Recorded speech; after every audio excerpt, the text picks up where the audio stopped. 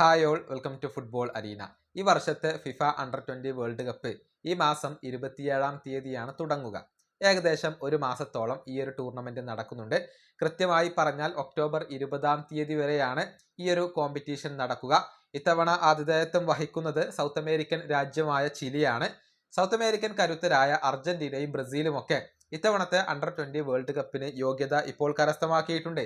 ഈ രണ്ട് ടീമുകളും കഴിഞ്ഞ ദിവസം തങ്ങളുടെ സ്ക്വാഡ് പ്രഖ്യാപിക്കുകയും ചെയ്തിട്ടുണ്ട്. പക്ഷേ ഇവർക്ക് തിരിച്ചടി ഏൽപ്പിക്കുന്ന കാര്യം എന്തെന്നാൽ പല പ്രധാനപ്പെട്ട താരങ്ങളെയും ക്ലബ്ബുകൾ ഇവർക്ക് വിട്ട് നൽകിയിട്ടില്ല എന്നുള്ളതാണ്. സൂപ്പർ താരങ്ങളെ ലഭിക്കാത്തത് അർജന്റീനയെ സംബന്ധിച്ചിടത്തോളവും ബ്രസീലിനെ സംബന്ധിച്ചിടത്തോളവും ഒരുപോലെ തിരിച്ചടി ഏൽപ്പിക്കുന്ന ഒരു കാര്യമാണ്. അർജന്റീനക്ക് ഫ്രാങ്കോ മസ്റ്റാൻഡുവോനെ ലഭിച്ചിട്ടില്ല. റയലിനോട് താരത്തെ വിട്ടു നൽകണം എന്ന ഒരു റിക്വസ്റ്റ് അവർ നൽകിയിരുന്നു. പക്ഷേ റയൽ മാഡ്രിഡ് അത് തള്ളിക്കളഞ്ഞു, താരത്തെ വിട്ടു നൽകിയില്ല. കൂടാതെ എച്ചവേരിയെ ബയർ ലെവർക്യൂസനും മാഞ്ചസ്റ്റർ സിറ്റിയും വിട്ടു നൽകാൻ ഇപ്പോൾ തയ്യാറായിട്ടില്ല. അതുപോലെ തന്നെ വാലന്റൈൻ കാർബോണി, ഹിഡാൽഗോ, അൻസെൽമിനോ തുടങ്ങിയ താരങ്ങളെയും അർജന്റീനയ്ക്ക് ലഭിച്ചിട്ടില്ല. ഇതെല്ലാം അവർക്ക് തിരിച്ചടി ഏൽപ്പിക്കുന്ന ഒരു കാര്യമാണ്. കൂടാതെ ബ്രസീലിനും പ്രധാനപ്പെട്ട താരങ്ങളെ നഷ്ടമായിട്ടുണ്ട്. എൻറിക്കിനെ വിട്ടു നൽകാൻ റയൽ മാഡ്രിഡ് ഒരുക്കമായിരുന്നില്ല.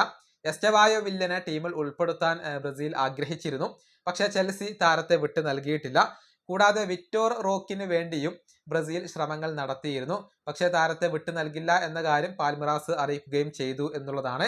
അതേസമയം സൗദി ക്ലബ്ബായ അൽ നസർ തങ്ങളുടെ ബ്രസീലിയൻ യുവ സൂപ്പർ താരമായ വെസ്ലിയെ ഇപ്പോൾ വിട്ടു നൽകിയിട്ടുണ്ട്. അത് ബ്രസീലിനെ സംബന്ധിച്ചിടത്തോളം സന്തോഷം നൽകുന്ന ഒരു കാര്യമാണ്.